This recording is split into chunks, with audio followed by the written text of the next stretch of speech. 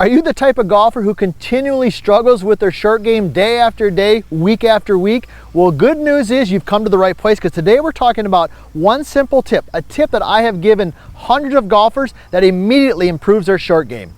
I'm PGA teaching professional Todd Kolb, Director of Instruction for US Golf TV and the Sanford Power Golf Academy. And we all know this already. You don't need me to tell you that in order to play a good quality round of golf, you got to have a good short game. And we're going to talk specifically today about chipping and also about putting.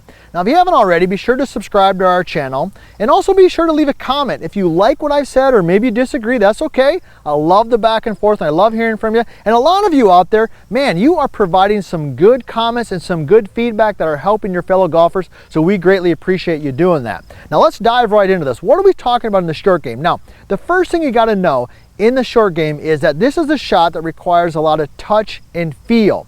So we don't want a lot of wrist action and a lot of club rotation. So let me show you what I mean by that. A lot of golfers, when they struggle with the short game, they get really wristy in their chip shots and in their putts. So we're going to talk about putting in just a little bit. But to start with chipping, they get really wristy with their chip shots. There's a lot of club rotation and there's a lot of wrist angles moving around. Makes it very difficult. One is to control the direction, but also the distance that the ball travels. So here's a simple tip that can help you with that. I want you to think about the angle of your wrist. So when we call this drill, I like to call it thumbs down.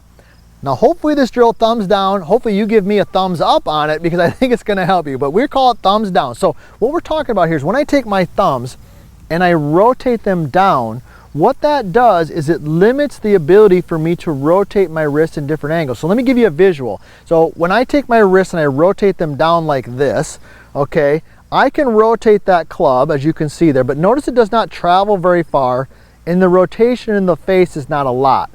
If I take my wrists and I rotate them this way, which is what we do on a standard golf shot, because we want some wrist hinge and some rotations, those are the things that give us some speed and distance. But when I do that in a short game, I rotate it this way, right? Now it's like this, and now I rotate.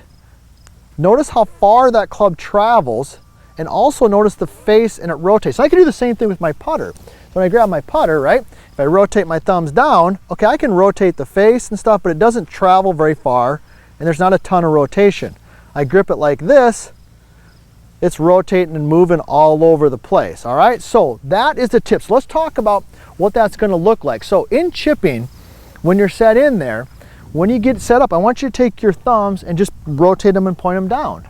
Okay, so when I rotate and point them down, the club gets a little bit more vertical, and when I make the swing back and through, that's going to limit that rotation. If I take it and I grip it down like this, okay, now I've got a lot more ability, sadly, to rotate that face and swing the club further. So when you're hitting a chip shot, take those and rotate those down a little bit. Now at the end here, I'm going to share with you a little bit of a feel that you can do to help you get your wrists in that angle. Now, next thing is when we're talking about putting.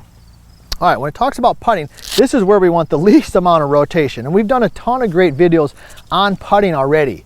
If you haven't checked out some of those, be sure to check some of those out. But when it comes to putting, this is the place we want the least amount of face rotation, and the putter head travels the least amount, right? So when you're set in there, once again, what you're gonna do is you're gonna take your wrist and just point the thumbs down, okay? This would be good, this would be bad. I'm gonna rotate and point them down. And when I do that, I'm just gonna go ahead and place my hands on there, make my natural motion, and you'll find that you'll be less likely to rotate the face and get too much putter swing back and through.